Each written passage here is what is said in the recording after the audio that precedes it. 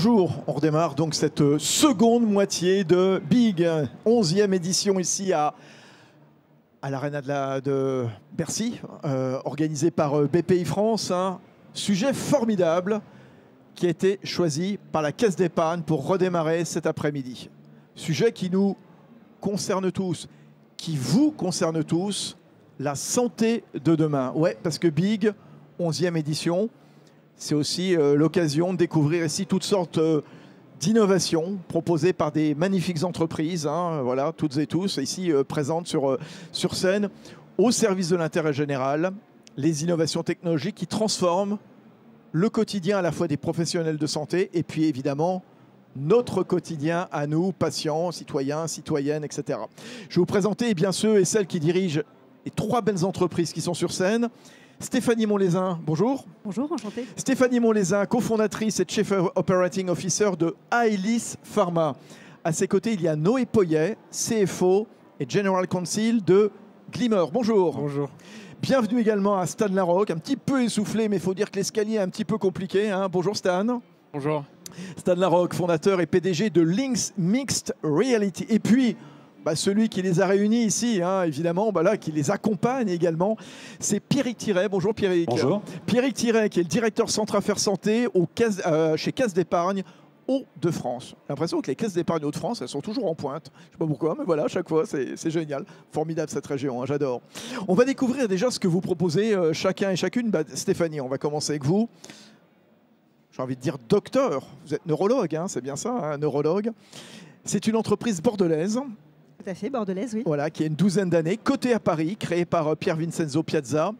Je vais essayer de simplifier, hein. Je vais faire un petit peu Aelis Pharma pour les nuls.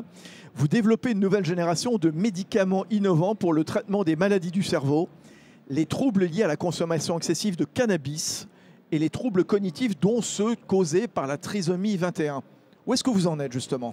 Alors aujourd'hui, nous sommes une société au stade clinique. On développe en plus des maladies du cerveau, des maladies aussi périphériques comme l'obésité et les maladies métaboliques. Aujourd'hui, on en est avec un premier composé qui a démontré une efficacité dans une large phase 2B pour l'addiction au cannabis.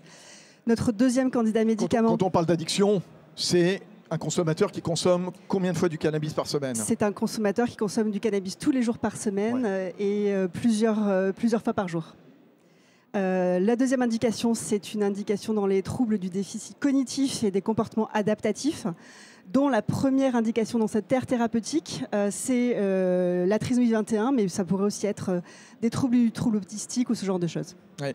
Et enfin, la troisième ligne, non clinique pour l'instant, en stade de développement et de recherche pour l'obésité et les maladies métaboliques. Avec une entreprise bordelaise, je le disais, mais voilà, qui rayonne au-delà de la France, avec notamment un essai qui est mené en ce moment aux États-Unis. Alors l'essai, effectivement, jusqu'à présent, nous n'avions aucun essai en France. L'essai pour l'addiction au cannabis était réalisé aux États-Unis. On l'a clôturé l'année dernière.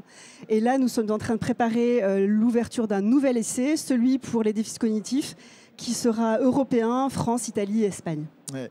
D'ailleurs, vous menez un partenariat et c'est toujours intéressant aussi de nouer des partenariats. L'Union fait la force justement avec un laboratoire qui s'appelle Indivior, spécialiste de la lutte contre les addictions. Vous vouliez me dire un mot ? Non, c'est bon, d'accord. Noé, on va passer à vous, Noé. Alors vous êtes le leader mondial de l'imagerie médicale assistée par intelligence artificielle. On va beaucoup parler d'intelligence artificielle dans la santé. En quoi ça consiste, Noé ? Alors nous, on construit la plateforme propriétaire la plus large du marché sur l'intégralité des modalités d'imagerie médicale pour aider le radiologue. On a un assistant du radiologue, l'aider à mieux détecter, pour fiabiliser le compte-rendu et réduire sa charge de travail. L'idée, c'est de rendre les soins, quelque part, donc, plus fiables, c'est ce que vous nous dites, plus rapides. On va parler beaucoup également de rapidité avec les nouvelles technologies. Et plus accessible, partout dans le monde. Hein. Partout dans le monde. On est aujourd'hui dans 50 pays à travers le monde, sur les 5 continents. On analyse 40 millions d'examens par an, dans plus de 2500 sites, à la fois des sites publics, comme les hôpitaux. On est dans 65% des CHU en France, et des sites privés, le cabinet de radiologie. Alors, des domaines dans la traumato, dans la neurologie, dans la cancérologie, la mammographie, les IRM... 2025, c'est une formidable année pour vous. Hein. Oui, ça a été une formidable année. On a acquis 2 sociétés. C'est nos 2 premières acquisitions. Nous, on avait commencé par la radiographie standard, le X-ray. On s'est étendu avec notre série B à la mammographie et au scanner en oncologie. Et on a acquis 2 sociétés en IRM, une basée à Grenoble qui s'appelle Pixil, qui fait de la neuro-IRM, et une basée à Paris qui fait de l'IRM musculo-squelettique. Donc avec ça, on couvre aujourd'hui l'intégralité du spectre et on peut vraiment proposer un catalogue unifié d'applications propriétaires aux radiologues. Vous êtes qui, vous Stéphanie, j'ai dit, elle est neurologue, et vous? Alors moi, je suis financier à la base. Ouais. J'ai fait avant plutôt du private equity et j'ai rejoint Glimmer il y a 3 ans avec cette ambition de les accompagner et de faire grossir la société pour vraiment devenir le leader de l'intelligence artificielle en imagerie médicale. Génial, bravo. On revient vers vous dans un instant. Stan Larocque, prenez le micro s'il vous plaît. Alors vous, Oui. vous avez fondé il y a 6 ans à Paris Lynx Mixed Reality. Vous êtes pionnier de la réalité mixte autonome avec un casque qui est le premier casque de réalité mixte d'origine française. Alors pourquoi on parle de mixte? Et puis, qu'est-ce qu'on y voit dans ce casque?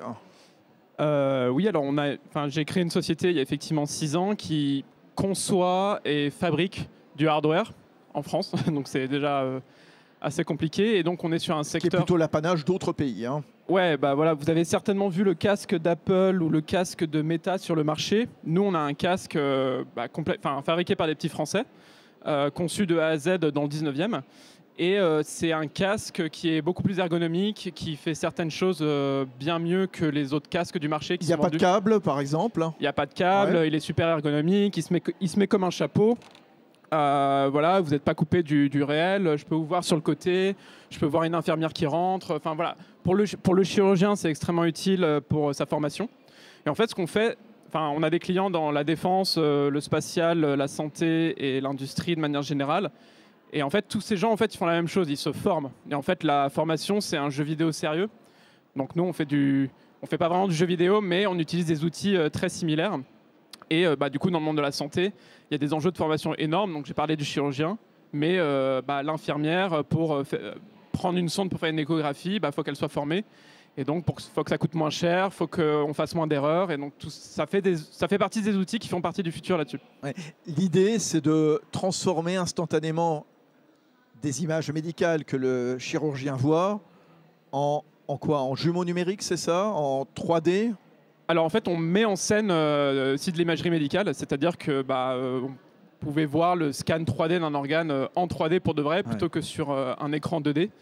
Et donc pour tout ce qui est compréhension et visualisation de la donnée médicale, c'est aussi extrêmement important. Donc on a des partenariats là-dessus avec l'INSERM et la PHP, Voilà. et puis aussi dans le monde entier, parce qu'en fait, tout le monde a les mêmes problèmes un peu partout. Voilà. C'est un jeu vidéo, mais sérieux. Très sérieux. Très ouais. sérieux. Et C'est en Ukraine pour le guidage de drone aussi, donc c'est très très sérieux. quelle pathologie? Alors on travaille beaucoup en cardiovasculaire actuellement, peut-être en neuro juste après. Mais on a commencé par le cardio pour impressionner le plus et se dire on est capable de faire le pire, donc ça peut aller partout. Et vous l'avez déjà vendu? Oui, alors ça c'est le premier exemplaire qui est sorti d'usine il y a plus de 2 ans maintenant. Vos clients, c'est quoi? C'est des hôpitaux? C'est des institutions publiques, c'est des hôpitaux privés aussi au Canada et aux États-Unis. Et mi-novembre, je vais annoncer la version 2 du casque qui va être tout mieux, tout bien. Voilà. Et vous venez d'où alors? je viens de Paris et puis je suis ingénieur de formation. Ingénieur de formation. Et toute mon équipe aussi, ce sont des ingénieurs, donc c'est une deep tech. Voilà. Bon, Pierrick Thiré, Caisse d'épargne Hauts-de-France, formidable casting. Merci de nous les avoir présentés. Merci de nous les avoir réunis ici à Big 11e édition. Pourquoi vous vouliez nous les présenter? Alors déjà, ils ne sont pas tous clients de la Caisse d'épargne Hauts-de-France, puisque vous êtes client de Caisse d'épargne Aquitaine, Poitou-Charentes, Caisse d'épargne Île-de-France et puis Caisse d'épargne Hauts-de-France. Ah bah. Alors, dans les Hauts-de-France, vous disiez tout à l'heure que c'était une terre magnifique. Ouais. En fait, la santé, c'est un territoire d'innovation. Il faut savoir que je viens des Hauts-de-France, une ville où il y a un institut Pasteur de Lille. Et à l'Institut Pasteur de Lille, il y a un peu plus de 130 ans, il y a 2 docteurs, Calmette, Guérin, qui ont isolé, découvert un bacille. Et ce vaccin, il sert toujours aujourd'hui. Alors pourquoi l'innovation et la santé? En fait, le groupe Banque Populaire Caisse d'Épargne, auquel sont rattachées les caisses d'épargne, a mis la santé et l'innovation dans son plan stratégique, les deux. Ensuite, chaque caisse a décliné, comme elle le souhaitait, ces 2 axes. Dans les Hauts-de-France, on a décidé de développer 2 filières qui, sur les dossiers d'innovation en santé, travaillent ensemble, un binôme. Une casquette innovation d'un côté, il y a Romain qui représente là dans le public, j'ai vu tout à l'heure, et puis une casquette santé. Alors, faut être assez humble en santé, hein, parce que nous n'avons pas l'expertise. Donc l'entrée en relation et le travail avec une structure innovante en santé, c'est avant tout de l'échange, beaucoup d'échanges, de la conviction, se faire notre propre conviction et partager, et la confiance avant tout. C'est intéressant ce que vous avez dit. Bah, tiens, l'un des trois réagissez, parce que c'est vrai que quand on est créateur d'entreprise, quand on pense détenir la meilleure idée du monde, que ce soit vous, Stéphanie, Noé ou Stan, on va voir le banquier.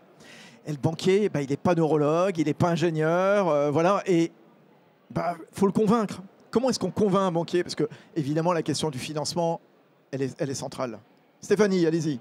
Alors, on convainc un banquier, premièrement, en lui expliquant le plus simplement la technologie, en lui faisant comprendre aussi les atouts de l'entreprise, ses axes de développement, un bon BP, des bonnes rentrées de cash, et on a encore plus de chances de convaincre un banquier si, dans le cas présent, il y a une équipe qui est tant avec une compétence santé et une compétence entreprise, et c'est le cas notamment avec la Caisse d'épargne, et ce que nous aussi on a pu avoir, avec des gens qui sont capables de comprendre tant l'enjeu de santé et la réponse qu'on apporte, et la perspective financière de la réponse qu'on apporte, tant que l'impact pour les gens. Voilà. Ouais, j'en reviendrai dans un instant sur toutes les vertus de la santé de demain, mais la question du financement, elle est importante. Vous me direz, Pierrick Thiré, où est-ce qu'on en est en fin 2025? L'état du financement en direction d'entreprises comme les vôtres, c'est-à-dire dans la santé en innovation. Noé. En France, on a la chance d'avoir quand même un tissu d'investisseurs publics ou privés, Bien sûr. qui soutiennent énormément l'innovation. Nous, BPI France, et puis en effet, donc voilà. Nous, chez Glimmer, on a la BPI qui a notre capital, Bien sûr. qui est présent à travers des dispositifs comme France 2030 en financement non dilutif, et qui a mis en place énormément de lignes différentes, pré-innovation, pré-amorçage, qui sont là pour nous soutenir. Les banques en France, la quasi-totalité des groupes bancaires ont aujourd'hui des filières innovation qui sont là pour soutenir les entrepreneurs. Et ça, c'est une vraie chance. Ça n'existe pas dans beaucoup de pays. C'est une nouveauté, quoi. C'est une vraie nouveauté. Et Caisse d'épargne en est un très bon exemple. Et Caisse d'épargne en est un très bon exemple. Et on voit dans tous les groupes bancaires aujourd'hui ce développement de cette filière innovation. Et on a tout un tissu d'investisseurs venture capital qui viennent apporter du capital sur lequel ensuite les banques vont s'adosser. Stan Larocque. Bah, je pense que vous l'avez assez bien résumé, mais en fait, au final, qu'on fasse des fraises connectées ou un casque de réalité mixte, c'est les perspectives qui comptent. Donc c'est effectivement les rentrées de cash, le BP, la réalité d'entreprise derrière. Bon, une fois qu'on a passé ça, qui est déjà bien plus loin que la bonne idée, bah déjà on peut avoir des banquiers amis, voilà.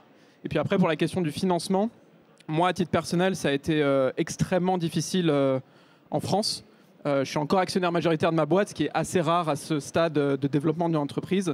Je n'ai pas de fonds d'investissement français, privé ou public, ce qui est questionnable en fait. J'ai pas su trouver de relais malgré ce que j'ai apposé sur la table, alors que j'ai pu signer un contrat de plusieurs millions avec Google l'année dernière. Donc je pense qu'on a encore des progrès à faire, mais là où j'ai été agréablement surpris, c'est dans le tissu d'individus, on va dire de business angels, de toutes les tailles, et les partenaires bancaires. Et alors notamment Pierrick, qui est notre banquier direct pour le coup, que je remercie publiquement devant tout le monde. Voilà. Vous voulez pas applaudir Pierrick là aussi? On peut l'applaudir, voilà. On peut vraiment l'applaudir. C'est rare d'applaudir un banquier, mais là vous pouvez le faire vraiment. Oh non, c'est pas nos ennemis les banquiers, surtout pas. Hein. Voilà, on peut les applaudir. Vous vouliez dire un mot parce que après je voudrais qu'on parle des innovations justement dans l'avenir de la santé. Juste un petit mot, c'est que je vais revenir au professeur Calmette et Guérin. En fait, ils ont financé leur découverte par le don. Et le premier des dons, en fait, c'était le professeur Calmette. Alors aujourd'hui, c'est le temps de l'innovation en santé est un temps très long. Très long. C'est long, donc c'est cher. Et c'est cher, et c'est très cher. Et c'est vrai que, alors, on peut trouver, alors avec des stratégies différentes, hein, l'IPO pour vous, le venture capital pour vous, le capital ailleurs pour toi.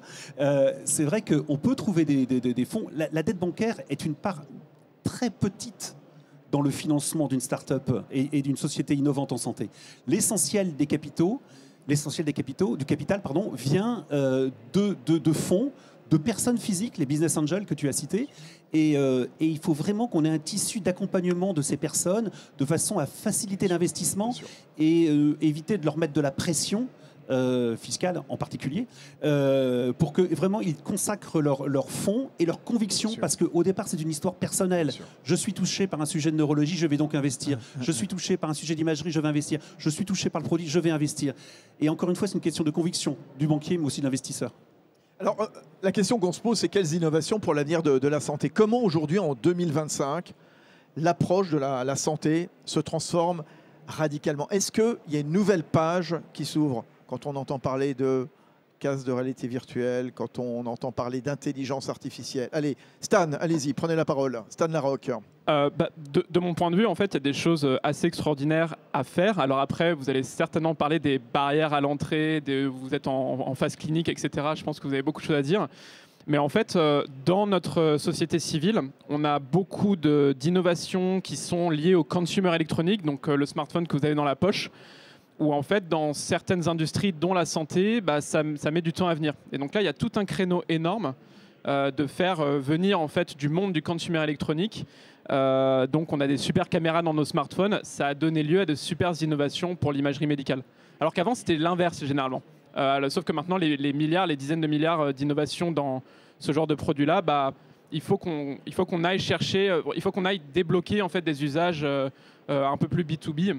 Alors qu'à l'époque, c'était l'inverse. C'était le militaire, après l'industrie, et éventuellement, ça finit à la FNAC. Maintenant, c'est à la FNAC, et éventuellement, un jour, ça ira dans les produits un peu de plus en plus vieillissants qu'on voit dans nos hôpitaux, malheureusement. Voilà. Bien sûr. L'imagerie médicale, justement, assistée par IA, c'est ce que vous faites, Noé, à la tête de Glimmer. L'intelligence artificielle va prendre, l'IA, la tech, le digital, vont prendre de plus en plus de territoires, occuper de plus en plus de territoires dans la santé. Et à quelle fin? Faire une santé quoi? Plus préventive, voire plus prédictive? Alors, en fait, l'imagerie médicale, la particularité, c'est qu'il y a une forte distorsion entre l'offre et la demande. D'un côté, vous avez un nombre et un besoin en imagerie médicale qui est en forte hausse depuis les 20 dernières années, mais un nombre de radiologues dans les pays occidentalisés qui est stable. Donc, en fait, cette distorsion, elle crée une tension. La forte hausse, elle est liée à que des événements qui vont s'accélérer, le vieillissement de la population, la prévalence des maladies chroniques comme le cancer, la médecine préventive et le besoin de mieux prévenir les pathologies. Ce qui fait qu'aujourd'hui, en fait, les radiologues, ils ont cette vraie tension. 47% des radiologues américains ont déjà eu des syndromes de burn-out. C'est ce que rapportent des médias américains. Et donc aujourd'hui, vous avez 90% des systèmes de santé occidentaux qui disent être en pénurie de radiologues. Donc l'IA, qu'est-ce qu'elle permet? L'IA, elle assiste le radiologue. Son rôle, c'est pas de le remplacer, c'est simplement de l'assister dans le diagnostic, la restitution du diagnostic et l'administratif. Donc on l'aide à mieux détecter, en améliorant finalement, en réduisant le taux de faux négatifs, et on a beaucoup d'études qui le démontrent sur toutes les pathologies et toutes les modalités, et on lui permet aussi de réduire sa charge en venant automatiser certaines tâches qui sont considérablement fastidieuses, comme par exemple les mesures ostéo-articulaires. Rien que venir faire des mesures d'angle dans certaines indications, c'est très fastidieux. L'IA peut complètement autonomiser certaines tâches. J'ai l'impression, Stéphanie, où je donne la parole ou les autres, que grâce à cette tech, grâce à ce digital, ça va restituer du temps aux patients, du temps aux praticiens. Oui, non? Alors allez-y, Noé. Oui, l'objectif c'est ça, c'est que l'IA ait un rôle de triage et que finalement le praticien, elle le rende encore plus expert. L'IA ne va pas remplacer, elle va simplement aiguiller et mieux coordonner les soins demain pour bien envoyer les bons patients vers les bons experts. Et c'est assez intéressant, en Europe, vous avez le cas de la mammographie, où dans toutes les campagnes de prévention européennes, vous avez 2 lectures de radiologues, de scénologues, sur les mammographies qui sont faites dans le cadre du dépistage du cancer du sein. En Suède, ils ont commencé une étude en prospection sur près de 100 000 patientes. Et ils viennent se poser la question de est-ce que l'IA, au moment de la première lecture, ne peut pas avoir un rôle pour réduire la charge de renvoi en deuxième lecture et finalement n'aiguiller que certains examens, les examens les plus critiques. Et donc, à travers cette étude, ils ont montré qu'en réorganisant les choses, ils ont réduit de 44% la charge de travail des radiologues et augmenté de 29% la détection de cancer. Ouais. Notamment les cancers les plus précoces. Bien sûr. Et comme ça, on arrive à les traiter beaucoup plus tôt. Et quand on réduit un peu la charge, au moment où on cherche de l'argent un petit peu partout, notamment dans les structures publiques, et je pense notamment à l'hôpital, l'IA est évidemment un vecteur de réduction de coûts. Énormément. Donc nous, on est présent dans 65% des CHU. Le CHU de Rennes a adopté notre solution sur la traumatologie en X-ray en 2021. Et ils ont complètement réorganisé leur service d'urgence. Ils avaient, sur l'urgence traumatique, un temps d'attente aux urgences de 4h45. Parce qu'en fait, il fallait d'abord qu'il y ait un interne qui prenne en charge le patient, et ensuite, une fois que l'examen était fait, qu'un radiologue puisse faire le constat avant de renvoyer le patient chez lui. Donc ils ont réorganisé complètement leur service, et on dit on va utiliser l'IA et la solution de Glimmer pour venir assister l'interne. Si l'IA dit qu'il n'y a aucune pathologie, on va renvoyer directement le patient chez lui et on va faire une analyse en asynchrone, en différé, puisque finalement la sensibilité de l'IA est très significative. Et comme ça, ils ont réduit d'1 heure le temps d'attente aux urgences. Donc c'est une vraie découverte, une vraie innovation pour nos systèmes de santé et l'amélioration de la prise en charge des patients. Formidable. Pierre Thiret, Caisse d'épargne. Je crois qu'on a 3 exemples là pour montrer comment l'innovation en santé anticipe ou accompagne l'évolution de notre société. Mettre l'IA, comme tu l'as dit, dans l'imagerie médicale, afin de répondre aux attentes de plus en plus exigeantes du patient, parce que je veux être certain du diagnostic et l'avoir rapidement. Repousser les limites dans le traitement de pathologies jusqu'ici non soignables ou rares, c'est parce que le patient il n'accepte plus de s'entendre dire on ne peut plus rien pour vous, monsieur. Voilà. Mettre des casques comme ça, les faire entrer dans le champ opératoire pour mieux former le futur personnel médical, ou mieux réaliser une opération à distance, puisqu'on a un patient en France, mais un médecin ou un professeur sachant aux États-Unis ou ailleurs. Pourquoi ? Parce que là aussi, on ne veut plus être devant ce mur qui est de dire on ne peut rien, on ne peut pas le faire, on n'a pas le temps, on n'a pas l'argent. En fait, tout ça, c'est le patient qui commande. Le patient est au cœur de nos préoccupations et des structures de santé. Et le patient, en fait, est vraiment le guide. On ne crée plus une technologie pour soigner. C'est le patient qui demande l'évolution aussi de la technologie. Remarque, réaction de Stéphanie. Et puis, juste après, on vous donne la parole. Oui, madame, je vous donnerai la parole. Pas de souci. En ce qui me concerne et en ce qui concerne les secteurs d'activité tels que le mien, je regrette que l'on ne parle que de l'IA dans les innovations pour l'avenir de la santé. C'était un exemple parmi d'autres, mais allez-y, vous avez raison de me reprendre. C'est souvent désormais la mode, voilà, dans tous les cas que j'entends, et ce sont des cas très valeureux. C'est plus qu'une mode, c'est une réalité dans tous les métiers, toutes les entreprises. C'est ce que j'allais dire. Oui. Ce sont souvent des outils avec une puissance de calcul, d'analyse, de finesse qui sont absolument incroyables et qui vont permettre d'accélérer des processus de développement. Mais je voudrais juste revenir à la base, c'est qu'un problème de santé, généralement, c'est une maladie, une pathologie, une dérégulation, un non-fonctionnement quel qu'il soit d'une cellule, d'un organe, et qu'à la base, pour soigner vraiment ces gens-là et ces problématiques, il faut comprendre ce qui se passe. L'IA, les différents outils qu'on développe les uns les autres permettent de comprendre. Mais ce qui est important pour l'avenir de la santé, c'est de trouver des médicaments qui soignent vraiment les gens. Et pour trouver ces médicaments-là, moi je pense, et nous pensons en tout cas chez Aelis, que ça va être de mieux comprendre la physiologie via l'IA, via les connaissances computérisées, pour pouvoir apporter des solutions médicamenteuses les plus efficaces possibles, surtout sans effets secondaires. Et pour ça, il ne faut pas créer des molécules synthétiques qui ont des mécanismes complètement synthétiques, mais comprendre comment le corps fonctionne pour pouvoir faire de la biomimétique et apporter des solutions qui miment le corps pour pouvoir rétablir des systèmes qui sont dérégulés tout simplement. Merci à vous. Question, madame, je vous en prie. Bonjour, merci pour la parole. Je suis médecin pédiatre réanimatrice et je travaille dans l'humanitaire dans les pays à ressources limitées, surtout en Afrique subsaharienne, dite aussi emerging markets. Et un tel besoin pour vos services, vos produits, surtout en tech, IA. Et je me demande, je vous pose la question, est-ce que vous avez des projets à évoluer parce que les besoins, les contextes sont assez spécifiques dans ces lieux. Est-ce que vous avez des projets pour évoluer vers ces emerging markets? Noé, je vous écoute. Oui, tout à fait. Nous, aujourd'hui, dans les 50 pays où on est présent en Afrique. On a aussi des premiers clients en Amérique latine et en Asie-Pacifique. On sera cette fin de semaine au G20 sur ces problématiques de l'accompagnement sur des pays émergents et de l'accès en fonds dans les pays émergents. En Afrique du Sud, on a déjà des clients en Afrique du Sud et l'objectif c'est de démocratiser l'accès à l'imagerie médicale, nous à travers nos logiciels qui sont déployables en cloud, donc facilement à travers le monde. Bravo, merci, c'est très bien. Beaucoup Bonjour, d'espoir. À vous, madame. Romane Le Priol. Pardon. Oui, allez-y, posez votre question, puis Stan nous apportera un éclairage complémentaire aussi. Pas de souci. On parle de médecine de demain. Là, on a parlé quand même d'IA, de diagnostic et de curatif par rapport aux nouveaux médicaments. Qu'est-ce qu'on en fait de toute la partie préventive, de toute cette partie qui, finalement, je pense, est primordiale, mais qui aujourd'hui ne rapporte pas, puisqu'il n'y a pas spécialement d'entreprises qui s'y mettent. Qu'est-ce que vous en pensez? Est-ce que vous pensez qu'un jour, la médecine préventive a vraiment un enjeu, un but et est possible en France?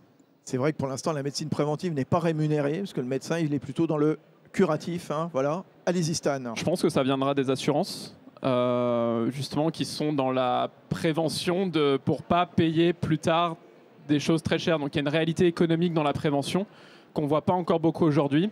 Mais par exemple, aux États-Unis, il y a beaucoup d'assurances qui commencent à payer leurs clients. C'est-à-dire vous souscrivez à une assurance, ils vont vous payer votre Apple Watch et vous payer pour la porter. Pour justement faire de la prévention sur les capteurs aujourd'hui qu'on a de plus en plus sur nous. Alors il y a tout un tas de questions philosophiques, éthiques, etc. qui vont venir autour de la médecine préventive, pas juste de l'Apple Watch. Mais on ne représente pas, je pense, des sociétés liées à la prévention, sauf éventuellement l'imagerie qui va aussi en fait, arriver de plus en plus dans votre téléphone. En fait, vous allez voir des projets chez les GAFAM. C'est leur prochaine frontière, en fait, justement, avoir votre outil d'imagerie médicale chez vous. Donc, on ne les représente pas, je pense, aujourd'hui, mais je pense que ça va venir notamment par le biais des assurances, en fait. Stan, vous vouliez ajouter un mot à la question du médecin sur le déploiement en Afrique de tous ces moyens? Oui, notamment nous on fait beaucoup d'assistance à distance avec ça, c'est-à-dire que vous avez de la formation de gens sur place qui sont assistés par des gens au Canada, parfois c'est entre Paris et le Canada par exemple, ou sur d'autres continents. Et c'est beaucoup mieux. Enfin, j'ai assisté à des opérations à cœur ouvert avec vraiment un iPhone au-dessus, en FaceTime au-dessus du cœur de la personne en disant je fais quoi là? C'était, je crois, quelqu'un qui était au Bénin. Donc je pense qu'on peut leur proposer quelque chose de mieux aujourd'hui, et que ces outils-là, en fait, qui viennent du consumer électronique, donc où la supply chain en fait que les coûts sont très très bas. Ça coûte 500 € de fabriquer quelque chose comme ça. Et donc ça peut être tout un module de formation et d'assistance à distance. Et donc avec la technologie du consumer électronique, on baisse les coûts. Et donc du coup, on augmente les personnes qui peuvent accéder à ces dispositifs médicaux en fait. Monsieur, question. Allez-y, Pierrick, je vous en prie. Juste, pardon, sur la prévention, je vais remettre en avant l'Institut Pasteur de Lille, vraiment navré, mais quand on a des programmes, par exemple, sur santé, longévité, dans un territoire des Hauts-de-France qui est très affecté par des pathologies liées à de la mauvaise consommation, liées à des addictions. En fait, il y a toute une phase d'éducation qui aujourd'hui effectivement n'est pas prise en charge. C'est clair qu'on a une sécurité sociale qui est curative et pas préventive. Petit à petit. Et je pense qu'il y a eu un événement dramatique dans notre histoire qui est 2020-21, le Covid, et qui a fait évoluer énormément tout cela. Énormément. Ce que je veux dire, c'est qu'on est allé énormément, très rapidement, vers de plus en plus de e-santé. Et dans la e-santé, on trouve beaucoup d'accompagnement préventif, comme le disait Stan, sur comment je vis, quel est mon rythme de vie. Et là, en fait, je disais le patient au milieu. C'est en fait le patient qui devient son propre prescripteur, son propre soignant. Et ça, cette conscience-là, on ne l'a pas encore, je pense. Allez, dernière question rapide et une réponse rapide. Monsieur, je vous en prie. Bonjour, moi c'est Charles-Antoine, je suis infirmier et j'ai monté une start-up sur quelque chose de très particulier qui, je pense, fait partie de l'innovation et j'avais envie d'avoir votre avis là-dessus. Comment est-ce qu'on met en place une stratégie pour effectivement sortir l'information de l'hôpital et la donner aux proches, aux aidants, et intégrer ça dans un parcours de soins qui est réfléchi et qui permet de vulgariser quelquefois le principe, parce que comme la technique amène du jargon, et l'hôpital, le médecin, amène son jargon qui, quelquefois, n'est pas compris. En tant qu'infirmier, j'ai des patients qui ne comprennent pas le jargon. Et donc, automatiquement, on se retrouve avec moi, infirmier, qui réexplique un deuxième entretien alors que le médecin vient de sortir. Et on se retrouve aussi avec des patients qui retracent mal les informations qui ont été données aux aidants ou à la famille. Et à ce moment-là, on se retrouve avec des conflits. Et donc, en quoi la médecine de demain et les innovations, à votre avis, pourrait régler ce problème de communication et d'information dans leur crédibilité et bien évidemment dans l'importance du vocabulaire. Très bien, merci beaucoup monsieur. Donc comment vulgariser, comment simplifier, comment rendre accessible quelque part. Qu'est-ce qu'on dit, Stan Larocque? Alors moi, c'est pas du tout mon cœur de métier et désolé pour la hype encore, mais c'est vraiment encore un des meilleurs cas d'usage de l'IA, je pense.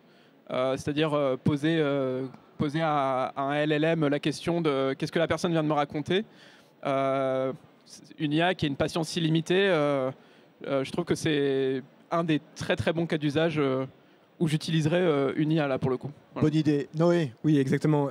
L'arrivée des LLM, donc c'est Large Language Model, qui ont cette capacité d'être entraînés sur des volumes de données très significatifs, ont aujourd'hui cet apport qui est de synthétiser, de rendre plus restituable une information qui est pas forcément connue, pas forcément bien assimilée, et du coup apporter des réponses et je pense répondre à votre besoin. Merci, merci. Ah, vous vouliez dire encore un mot, Stéphanie Montlezun? Dans les essais cliniques notamment, il y a de plus en plus d'applications qui sont développées pour suivre les patients, leur permettre de faire du reporting d'effets adverses, d'amélioration. Et je pense que tout ce type d'outils devrait être amélioré, utilisé et redirigé vers justement ces familles, pour les patients, pour pouvoir avoir le temps d'avoir peut-être des décodages comme vous venez d'expliquer et d'avoir aussi le temps de redigérer les informations après généralement une information à chaud, souvent très compliquée, où on n'est absolument pas en capacité de recevoir quoi que ce soit sous le choc. Voilà. Donc il existe ce type d'application et en faisant un déroutage, je pense que ça pourrait être fortement utile. Merci de vos bons conseils, merci de vos explications. Félicitations à Stéphanie Montlezun, à Elise Pharma, à Noé Poyer, Glimmer, Stan Larocque, fondateur de Lynx Mixed Reality. Et puis merci Pierrick Thiret d'accompagner au nom de la Caisse d'épargne toutes ces belles entreprises de l'innovation en santé qui vont transformer à la fois la vie des praticiens comme vous, infirmiers, vous, médecins, et puis nous, les patients, les citoyens, citoyennes. Merci, on les applaudit très très fort.